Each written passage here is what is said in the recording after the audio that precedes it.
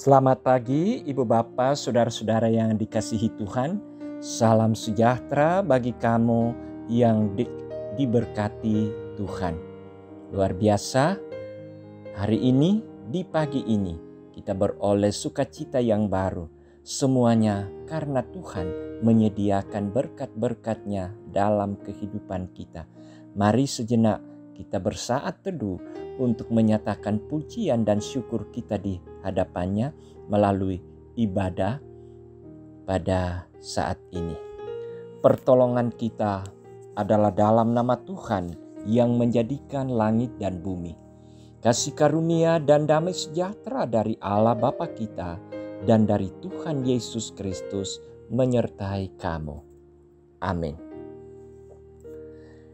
Renungan Harian Toraya edisi Sabtu 19 November 2022 bersama kita akan mendengarkan firman Tuhan. Kita renungkan bersama dari Matius pasal 18, Injil Matius pasal 18 ayat 15 sampai 20. Matius 18 ayat 15 sampai 20. Mari saudara-saudara, kita mohon kuasa dan pimpinan Roh Kudus sebelum firman kita dengarkan. Atas segala anugerah yang Engkau nyatakan dalam kehidupan kami Tuhan, kami nyatakan pujian syukur. Kami berterima kasih Tuhan. Semuanya karena kepedulian-Mu, kasih sayang-Mu terhadap kami. Kami selalu terberkati. Terima kasih untuk perlindungan yang kami alami di dalam beristirahat.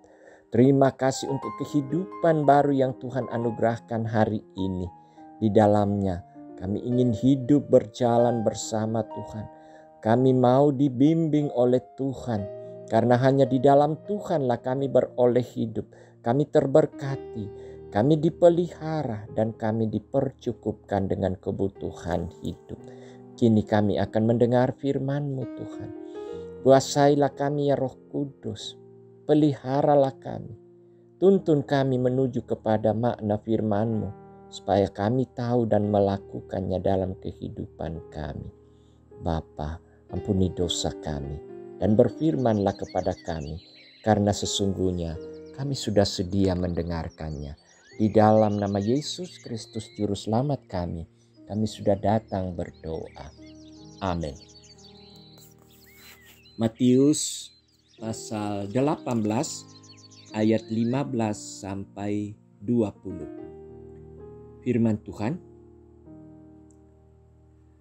Apabila saudaramu berbuat dosa, tegurlah dia di bawah 4 mata. Jika ia mendengarkan nasihatmu, engkau telah mendapatnya kembali. Jika ia tidak mendengarkan engkau, bawalah seorang atau 2 orang lagi, supaya atas keterangan 2 atau 3 orang saksi, perkara itu tidak disangsikan. Jika ia tidak mau mendengarkan mereka, sampaikanlah soalnya kepada jemaat. Dan jika ia tidak mau juga mendengarkan jemaat, pandanglah dia sebagai seorang yang tidak mengenal Allah atau seorang pemungut cukai. Aku berkata kepadamu, sesungguhnya apa yang kamu ikat di dunia ini akan terikat di sorga. Dan apa yang kamu lepaskan di dunia ini akan terlepas di sorga. Dan lagi, aku berkata kepadamu, jika 2 orang daripadamu di dunia ini sepakat meminta apapun juga, permintaan mereka itu akan dikabulkan oleh Bapa-Ku yang di sorga. Sebab di mana 2 atau 3 orang berkumpul dalam nama-Ku, disitulah aku ada di tengah-tengah mereka. Demikian firman Tuhan, berbahagialah kita yang mendengarnya dan melakukannya dalam kehidupan. Amin. Nah saudara-saudara, firman Tuhan ini kita akan renungkan melalui satu tema, dosa itu merusak. Dosa itu merusak. Nah saudara-saudara, perbuatan dosa yang tidak disembuhkan pasti akan melahirkan dosa baru. Ya, artinya kalau kita berusaha menutupi dosa itu, maka dia akan membangun dosa yang baru. Perbuatan dosa yang beranak pinak dalam diri seseorang pasti membawa kehancuran. Ya, jadi itu yang harus perlu direnungkan. Dosa itu akan membawa kepada kehancuran. Jadi mari buang, jangan pelihara dosa. Matius 18 ayat 15 sampai 20 menyajikan satu strategi untuk menolong seseorang agar sembuh dari pergumulan karena dosa. Nah, prinsipnya adalah menuntun seseorang yang bergumul dengan dosa untuk bertobat. Untuk bisa melakukannya, seseorang harus memiliki hati seperti hati Yesus yang peduli dan ikhlas menolong orang yang bergumul dengan dosanya. Langkah-langkah konkret yang dapat dilakukan adalah pertama, tentu harus diketahui lebih dahulu pergumulan dosa yang dialami oleh orang itu. Kemudian dengan motivasi iman dan kasih serta keberanian, kita melakukan pendekatan 4 mata. Mengapa dimulai dengan 4 mata? Karena pendekatan dengan 4 mata tentu dilakukan dari hati ke hati. Hal itu bisa lebih menolong karena banyak orang ketika berada dalam pergumulan tidak menerima jika pergumulannya diketahui banyak orang. Nah, yang kedua, karena ada orang yang karena kekerasan hatinya sehingga sulit untuk menolongnya jika hanya dengan 4 mata. Maka perlu ada langkah berikut, yaitu melibatkan 2 atau 3 orang, bahkan lebih. Hal ini dilakukan karena soal karakter, bahwa ada orang yang baru mau menyadari dosanya ketika dihadapi oleh beberapa orang. Dan yang ketiga, ada saatnya lembaga gereja dan pemerintah dibutuhkan dan perlu dilibatkan dalam menolong seseorang untuk bertobat dari dosanya. Saudara-saudara, dosa sangat merusak hidup orang percaya dalam hubungan dengan Tuhan dan sesama. Karena itu, setiap perbuatan dosa dalam diri kita dan juga dalam diri orang lain harus secepatnya diselesaikan agar tidak menimbulkan atau membangun dosa yang baru. Amin. Mari saudara-saudara kita berdoa. Di hadapan-Mu Tuhan, kami mengaku bahwa sesungguhnya kami adalah orang yang berdosa, melakukan yang jahat, baik yang kami rancang, yang kami tidak sengaja, baik yang kami pikirkan, kami ucapkan, kami lakukan Tuhan. Semuanya itu tidak tertutup di hadirat-Mu. Dan firman-Mu telah membuka bagi kami bagaimana ketika kami harus hidup di dalam dan berkanjang dalam dosa itu, maka kami akan semakin dikuasai, bertekuk lutut dalam kuasa dosa itu. Tetapi ketika kami membuka diri, bertobat di hadirat-Mu Tuhan, kami akan memperoleh kehidupan, memperoleh keselamatan.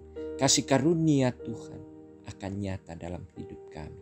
Terima kasih untuk firman yang mengajar, mengingatkan, dan sekaligus memberi kami kekuatan bahwa sekalipun kami adalah orang yang berdosa bersalah, Tuhan tetap menantikan kami untuk bertobat. Tuntunlah kami ya Roh Kudus untuk tidak selalu melakukan apa yang telah kami lakukan. Dosa-dosa yang pernah kami lakukan kiranya itu tidak lagi menjadi suatu pelanggaran kami dalam kehendak-Mu. Tetapi kami benar menyadari bahwa itu adalah sebuah perbuatan yang menyakitkan hati Tuhan dan menuntun kami pada kebinasaan. Bapa, kiranya firman ini menguatkan kami, menolong menerangi langkah setiap kami dalam menjalani hidup. Karena ada tantangan, ada masalah-masalah hidup yang siap menghadang kami di sekitar kebutuhan hidup, di sekitar kesehatan, di sekitar perasaan, hubungan dengan orang lain. Di situ kiranya kami tetap berpegang teguh dalam kebenaran firman-Mu, sehingga kami tidak dikuasai oleh emosi kami, tidak dikuasai oleh kemarahan, tidak dikuasai oleh kepentingan, tetapi kami menerima hikmat dari Tuhan untuk menilai segala sesuatunya dalam pengertian dan kebijaksanaan. Dan kami mampu melakukan apa yang Tuhan kehendaki.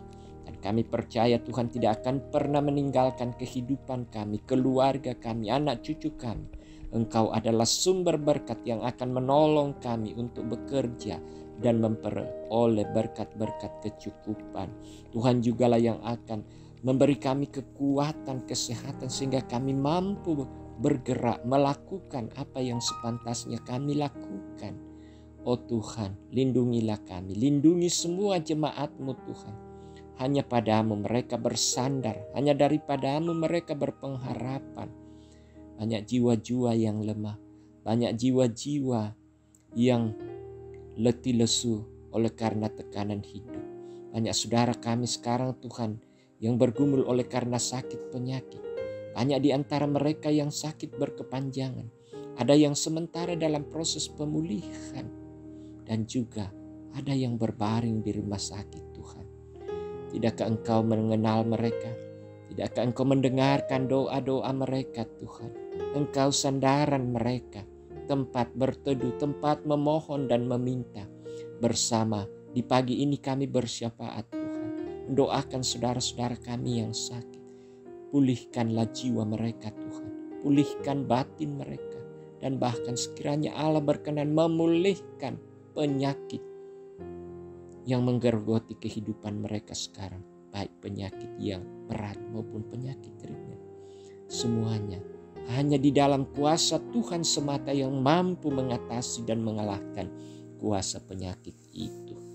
Berikan keyakinan, keteguhan hati, kesabaran pada saudara-saudara kami yang sakit.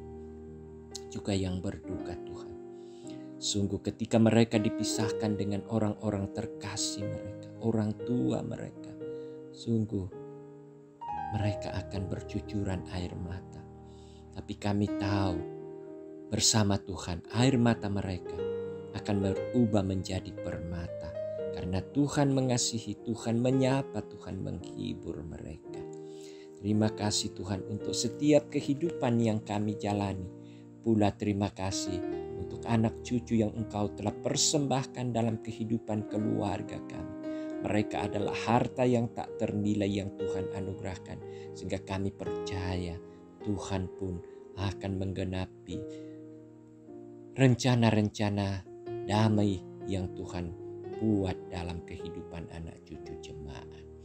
Terima kasih Tuhan, terima kasih. Kini kami mau menjalani hari ini. Penuhilah kami dengan roh-Mu, tuntunlah kami dan anugerahilah kami hikmat. Biarlah ya Tuhan, apa yang kami lakukan pada hari ini menjadi suatu persembahan hidup. Hidup kami menjadi persembahan di hadapan Tuhan. Kiranya Engkau terima dan berkati Tuhan. Tuhan, inilah doa kami yang kami bawa di dalam nama Tuhan kami Yesus Kristus. Itulah Tuhan dan Juru Selamat kami. Amin. Saudara-saudara, luar biasa. Tuhan menuntun kita untuk selalu melihat keterbatasan-keterbatasan akan dosa dan kesalahan kita. Mari kita buka di hadapan Tuhan. Jadikan hidup hari ini untuk hidup dalam kehendak-Nya dan kita terus memperoleh berkat-berkat-Nya. Terimalah berkat Tuhan. Tuhan memberkati engkau dan melindungi engkau. Tuhan menyinari engkau dengan wajah-Nya dan memberi engkau kasih karunia. Tuhan menghadapkan wajah-Nya kepadamu dan memberi engkau damai sejahtera sekarang dan selamanya. Amin. Demikian ibadah kita. Selamat beraktivitas.